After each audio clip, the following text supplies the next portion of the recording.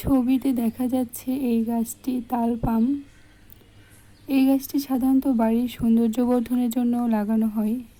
খুব জনপ্রিয় একটি ইনডোর প্ল্যান্ট।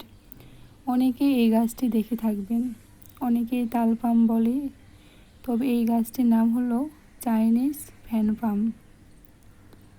তো এই গাছের পাতাটা কিন্তু অনেকটা তাল গাছের পাতার মতোই, অনেকটা হাত পাখার মতো ছোট ছোট আকৃতির এরকম। গাছটি দেখতে বেশ সুন্দর আর সবুজ সতেজ।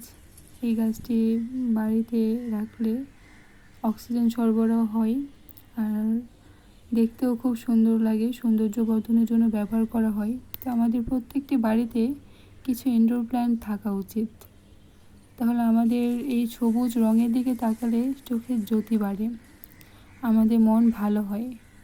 তো আমাদের সবুজ গাছপালা এগুলো আমাদের বাড়িতে রাখা উচিত, তাহলে আমাদের মন ভালো রাখতে সহায়ক হবে। এটাই হচ্ছে তাল পাম গাছ।